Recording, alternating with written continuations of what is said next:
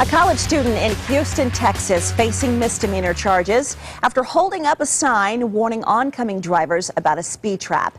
Natalie Plummer says she was driving her bike home from the store when she saw the officer pulling people over. She said it seemed a little unfair, so she stood on the sidewalk with her paper bag sign in hand, letting drivers know to slow down.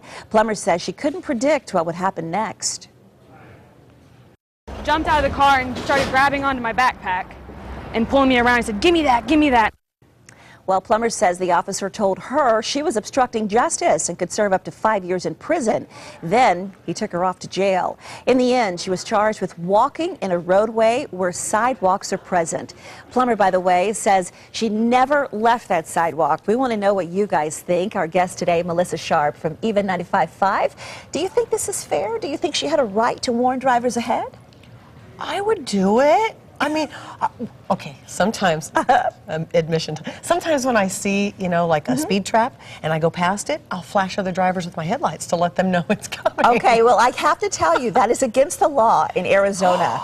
It is against the law in Arizona as well as in Alaska to flash drivers for any reason in our state. Now, you can do it in other states, New Jersey, New York, Ohio, Pennsylvania, Virginia, Florida. You can flash. For any reason? Because somebody didn't have their headlights on the other day, and so I did it. Well, I could have gotten a ticket. Yes, $124 fine if you do it in Washington. So I don't know what the fine is in Arizona. I just know it is. I've learned so many things today. I've learned that you have to have you can't walk in the roadway with a sideway present, and you can't flash other drivers when you see a speed trap in Arizona. Well, it's one of those things. I think it's we're trying to be, courteous to the drivers ahead, and you even hear radio stations, a lot of them saying, "Hey, if you guys see a wreck, send us a tweet."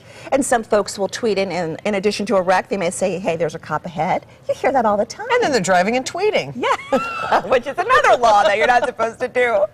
But I think people think they're being, courteous, but I don't know if law enforcement agrees. I guess not.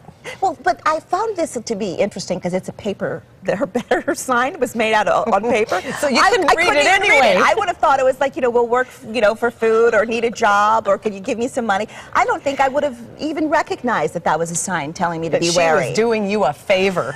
Yeah, and she's a college student. It might have been a civics project or something. You never know. She could have been doing this as a project. But do you think that she should have been taken away in 12 hours? 12 hours she was in jail. Yeah, in the jail. 12 hours. Is that too much? Is that excessive? Oh, I don't know. They throw you in the jail. Who knows how long you're going to be in there? Well, here's what you guys were saying about this. A lot of you reacting on Facebook. Sandra McKinney says, "Do the police have proof she was in the street?" Jerry Bruce says, "Why would we say anything? The policeman saw her, and that's the end of that." Carlos Williams, "Seems like sour grapes to me. PD annoyed that they were foiled. Good for her." Sarah Bryce, "Taking action is just what we need. For too long, we've allowed the government, local and national, to be allowed to get away with illegal and unethical treatment of our people. I say more power to her and the others like her who stand their ground." Well, a lot of folks arguing, 12 hours in jail and then to be slapped with a misdemeanor charge, that seems excessive. It does. Yeah.